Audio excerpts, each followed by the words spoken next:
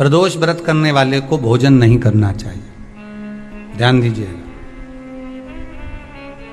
फलाहार करो, उसमें भी नमक का सेवन मत करो। प्रदोष व्रत में नमक का सेवन वर्जित होता है। कारण, क्या कारण होता है? उसका एक कारण माना गया नमक की वर्जितता। जिस समय पर एक नगर में एक ब्राह्मणी रहती थी, बहुत भाव से सुनिएगा, प्रदोष व्रत नमक को त्यागने का भाव। प्रदोष व्रत की किताब में भी मिल जाएगा आपको, आप पढ़ेंगे तो सुना होगा आपने। एक ब्राह्मणी रहती थी एक नगर में, उसका पति नहीं था। छोटा सा बालक एक साथ में रहता, छोटा सा बालक। अब ब्राह्मण के घर की धर्म पत्नी है, ब्राह्मण कर्मकांड करने वाला, पूजन करने वाला, पाठ करने वाला, अनुष्ठान करने वाला, पूजन करने वाला, मंत्र जाप करने वाला, भगवत भक्ति में डूबने वाला। ब्राह्मण तो चले गया, ब्राह्मणी बच्चे के साथ रह रही, क्या करे वो? अकेली निवास कर रही है, अकेली रह रही है। और ब्राह्मणी बच्चे के साथ भ्रमण करती रहती, घूमती, कहीं कहीं दर दर जाकर कुछ भिक्षा को मांग कर लेकर आ जाती। और भिक्षा लाने के बाद में उस भिक्षा को जब लेकर आती तो अपने बच्चे को भी खिलाती और स्वयं भी उसका पान करती। एक दिन ब्राह्मणी भ्रमण करते करते प्रदोष काल के समय पर शिव मंदिर में प्रवेश करी। प्रदोष काल के समय पर, और शंकर मंदिर में जब प्रवेश करा, प्रदोष काल किसको कहते हैं? सूर्य अस्त हो रहा हो, रात्रि प्रवेश कर रही हो, दोनों का जब मिलन हो रहा हो वो प्रदोष काल कहलाता है। दोनों का जब मिलन हो रहा, सूर्यास्त हो रहा हो, रात्रि अपना चरण बढ़ाने के लिए आगे बढ़ रही हो, और दोनों का जब मिलन हो रहा है, वो प्रदोष काल है, वो प्रदोष का समय है। ब्राह्मणी मंदिर में प्रवेश कर रही। जब ब्राह्मणी मंदिर में प्रवेश करी, मंदिर के अंदर पहुंची, प्रदोष काल का समय था, प्रदोष का समय चल रहा था। और प्रदोष काल के उस समय में, प्रदोष काल के उस समय में जब ब्राह्मणी ने देखा कि कोई भगवान की भक्ति में लगा हुआ है, भगवान के रस तत्व में डूबा हुआ है, आज ब्राह्मणी के पास में कुछ पदार्थ नहीं है, अपने बच्चे का पेट भरने के लिए कोई सामग्री नहीं है, और कुछ आस लेके वो प्रवेश करी है, कुछ आस लेकर वो अंदर प्रवेश कर जाती है। कोई ऋषि की पत्नी, कोई ब्राह्मण जन की अर्धांगिनी उस प्रदोष के समय पर शंकर का अभिषेक पूजन कर रही थी, भगवान शिव की आराधना कर रही थी, भगवान की भक्ति में डूबी हुई थी। जब भगवान शिव की आराधना में डूबी हुई है, आराधना कर रही है, ये कुछ पाने के लिए चली गई, ये कुछ पाने के लिए गई, और इसके मन में आया कि मैं कुछ, मुझे भोजन का कोई पदार्थ मिल जावे, मुझे कुछ भोजन मिल जावे, और जब मुझे भोजन मिल जाएगा तब मैं जो पाऊंगी अपने बच्चे को भी पाऊंगी। पर जिस मंदिर में वो प्रवेश करी थी, जहां पर नारी पूजन कर रही थी शंकर की प्रदोष काल में, वहां पर पड़ी हुई कुछ वस्तु को इस ब्राह्मणी ने मांग लिया। मेरे बालक को बहुत भूख लगी है, मेरा बच्चा बड़ा भूखा है, इसके भोजन के लिए थोड़ी सी सामग्री दे दीजिए, इसके भोजन के लिए थोड़ा सा कुछ रस तत्व दे दीजिए। उसने उठाया थोड़ा सा पदार्थ, कुछ जो उसके पास में था वो दिया। जब दिया तो देने के बाद जब उसे प्राप्त हुआ, और होने के बाद में जब वो मिल गया उसको, तो उसने उस समय पर उस पदार्थ को जैसे ही मुख में लिया, लेते ही कहा, इसमें तो स्वाद नहीं है, इसमें स्वाद नहीं है।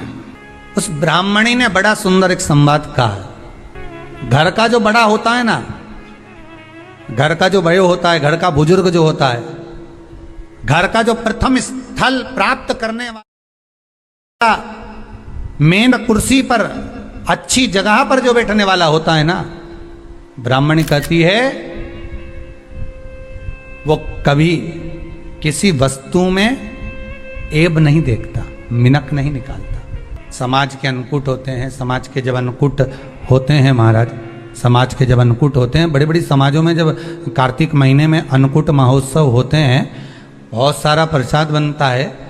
जो बुजुर्ग होते हैं ना, बड़े समझदार लोग होते हैं ना, तो अन्नकूट की जब प्रसाद खाने बैठते हैं ना, उसमें नमक नहीं भी होता ना, तो नहीं बोलते कि इसमें नमक नहीं है।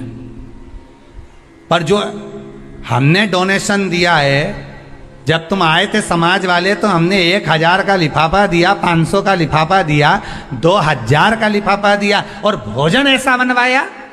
एक व्यक्ति वो जो खाकर चुपचाप चले गया, और एक व्यक्ति वो जिसने प्रसाद पर उंगली उठाई। इन दोनों को अन्नकूट की तारीख पे इनका नाम लिख लो, और अगला अन्नकूट आए तब दोनों की दशा देखना।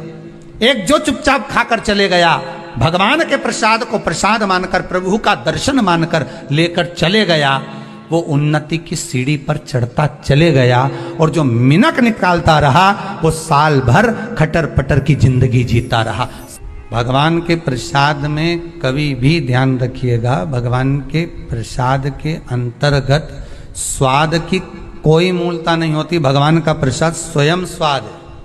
भगवान के प्रसाद में नमक नहीं देखना, मिर्ची नहीं देखना, भगवान के प्रसाद में शक्कर नहीं देखना, भगवान के प्रसाद में कुछ ये नहीं देखना कि कितना माल डला, कितना घी, कितना बादाम, कितना काजू, कितना इलायची डला। हाँ, यहां तक शास्त्र कहता है कि भगवान का प्रसाद अगर बन रहा है तो उसकी सुगंध भी नहीं ली जाती है महाराज। यहां तक शास्त्र कहता है। जब तक भगवान उसको पानी ले तब तक उसका सुगंध भी नहीं ली जाती। और कई कई जगह तो भगवान को प्रसाद अगर सूखा सामान हाथ में आ गया, इलायची कैसी है, मंदिर के अंदर जाने वाली है भगवान को डलने के लिए, लाओ यार किसकी दुकान से आई इलायची बताओ, इलायची तो 25 बार सूंघा, हाँ हाँ अच्छी है, अब सूंघ लिया तो भगवान इसको स्वीकार करेगा क्या? अरे जम के तो बोलो। एक फूल तुमने बगीचे से तोड़ा और सोचा इसमें पहले मैं सूंघ लेती हूँ, इसमें स्वाद है कि नहीं, इस फूल में गंध है कि नहीं, इसमें सुगंध है कि नहीं, और फूल सूंघ लिया, उसके बाद तुम भगवान को देखो, भगवान स्वीकार करेगा नहीं। कई कई घरों में तो हंडी से दाल चलाती जाए ने हाथ में डाल के। महाराज ब्राह्मणी ने जैसी मुख में लिया थूक दिया। ये श्रेष्ठ नहीं है। जो ऋषि की पत्नी अंदर पूजन कर रही थी प्रदोष काल में, उसने कह दिया, आपका चेहरा बता रहा है कि आप ब्राह्मण की धर्म पत्नी, पर आज आप दर दर जाकर अगर भिक्षा मांग रही हो, दर दर जाकर अगर भीख मांग रही हो, दर दर जाकर भिक्षा को मांग रही हो, तो इसमें आपके पति का दोष नहीं है, दोष आपका है। क्योंकि आप भगवान के प्रसाद में भी जो स्वाद देखी थी ना, ये आपका एक जन्म का नहीं है, ये ना जाने कितने जन्म का है। ब्राह्मणी के मस्तिष्क में बैठ गया, ब्राह्मणी के उस वो कहा ना, वो बक्कल में नहीं अक्कल में बैठ गया कि ये स्वाद नहीं देखना। इसलिए प्रदोष व्रत के अंतर्गत ब्राह्मणी ने उस दिन से विचार कर लिया कि जैसे आप पूजन कर रही हो, जैसे आप अर्चना कर रही हो, जैसे आप आराधना कर रही हो, ऐसी आराधना, ऐसी पूजन, ऐसी भक्ति मैं भी करूंगी, ऐसी आराधना मैं भी करूंगी। अब मैं स्वाद नहीं देखूंगी। तो प्रदोष व्रत करने वाले को ध्यान रखना चाहिए कि नमक का सेवन ना करे, भोजन ना करे, फलाहार करिए, फल का आहार करिए, प्रयास करिए। और यदि आपने व्रत का ले लिया भोजन का कि हम तो एक टाइम फलाहार करेंगे, एक टाइम भोजन करेंगे, ऐसा भी कई लोग प्रदोष ले लेते हैं, तो वो बात आपकी है, आप तक रखो, ठीक है, अपने मन तक। ठीक है, बाबा आपकी मनोकामना पूर्ण करे, वो भी भाव रखे। अरे भगवान को धन्यवाद दो कभी कभी कि तूने अच्छे घर में पैदा किया, अच्छा परिवार दिया, अच्छा पति दिया, अच्छी पत्नी दी, अच्छे बच्चे दिए, अच्छा कुटुंब दिया, घर दिया, दुकान दी, जमीन जायदाद दी, शरीर अच्छा दिया, हाथ पैर आंख नाक मुंह सब बढ़िया दिया, एक के भी निपटा के नहीं भेजा तूने। मान लो एक आध निपटा के भेज देता तो क्या झगड़ा करने ऊपर जाते? एक ही कान देता और एक गायब कर देता तो यहां से चिपका देता, क्या कर लेते? हाथ एक देता और एक गायब कर देता, तो क्या झगड़ा करने जाते ऊपर कि मुझे ऐसा शरीर दिया? नहीं, भगवान को धन्यवाद देना कि मुझे अच्छे घर में पैदा करा, कटोरा लेके वहां चौराहे पे नहीं बिठाया। तूने अच्छा घर दिया, 2 समय की रोटी दे रहा है, खूब जोरदार शरीर दिया, भजन करने का मुहूर्त दिया, और बचा कुचा था तो ये सियोर वाला महाराज दे दिया, कथा सुनाने वाला। शाम के समय पर प्रदोष काल में बेलपत्री के पेड़ के नीचे, चाहे शंकर के मंदिर के दरवाजे पर या शिव मंदिर में, अगर आप प्रदोष के दिन दिया लगाते हो, सोमवार के दिन दिया लगाते हो, तो ऐसा कोई व्यक्ति नहीं जिसको मेरे देव अधिदेव महादेव मेरा विश्वनाथ भंडार नहीं भरता हो। खाली नहीं छोड़ेगा, दे देगा, भंडार भर देगा, कमी तो नहीं रख सकता, ये पक्का। पर तुम करना ही नहीं चाह, 2-4 सोमवार करो और उसके बाद के तो महाराज जी हमने तो करा था, हमको तो मिला ही नहीं। 2-1 प्रदोष करा तुमने, अरे 1 आध साल करो, सारे दर बदर भी तो अपन ठोकर खा कर आए, इतना साल निकाला अपन ने, और 6 महीना 3 महीना 4 महीना भगवान से निवेदन तो करो, दिल से कहो तो सरी, नी भंडार भरे तो बात दूसरी, एक बार बोलो तो। पर जगत के लोगों के सामने जाकर मत कहना, कहना तो देव अधिदेव महादेव से कहना। प्रदोष व्रत करने वाले को प्रदोष के दिन प्रयास करना चाहिए कि रात्रि के समय पर आधा घंटा, 10 मिनट, 20 मिनट जागरण करे। जागरण मतलब थोड़ा भगवान का भजन कर ले।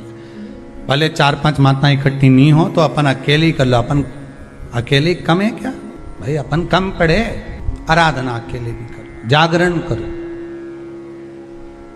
जब आपकी 11 प्रदोष हो जाए, 26 प्रदोष हो जाए, तब उद्यापन करो। उद्यापन 2 ब्राह्मणों को जोड़े से बुलाओ, ब्राह्मणों को जोड़े से बुलाकर उनके चरणों की पूजन कर कर, आराधना कर कर, सुंदर मंडप तैयार कर कर भगवान का, उसमें सुंदर रंगोली डालकर, मंडल बनवाकर पूजन करो शंकर भगवान की प्रदोष का। एक दिन पहले गणेश की आराधना करो, पूजन करो, और प्रदोष वाले दिन जो मंडल बनाए हैं पूजन अर्चना करने के लिए, जो स्थान दिया है उसकी आराधना करो। खीर की आहुतियाँ दीजिए 108 बार। जो ब्राह्मण आए उनके माध्यम से मंत्रों द्वारा पूजन कराकर खीर की आहुतियाँ दीजिए शिव नाम महाराज। फिर ब्राह्मणों को जोड़े से भोजन कराकर, चरणों को नमन कर कर, दक्षिणा प्रदान कर कर, निवेदन कर कर ब्राह्मणों से कहें, हे ब्राह्मण देवता, आप हमें आशीर्वाद प्रदान करें कि जिस प्रदोष का हमने व्रत किया है उस व्रत का पुण्य फल हमें प्राप्त हो। ऐसा ब्राह्मण चरण को नमन कर कर, प्रणाम कर कर उनसे अपने मस्तक पर अक्षत छुड़वाएं। फिर नमन कर कर, भोजन कराकर विदा करें। शाम को भगवान का जागरण करें। ऐसे प्रदोष व्रत का उद्यापन कर अपने जीवन को सार्थक बनाएं। ऐसा सुंदर प्रदोष व्रत का व्याख्यान वर्णन स्कंद पुराण में करा गया। वही स्कंद पुराण का प्रदोष व्रत का वर्णन आपको शिव महापुराण के इस सुंदर संवाद में किया गया।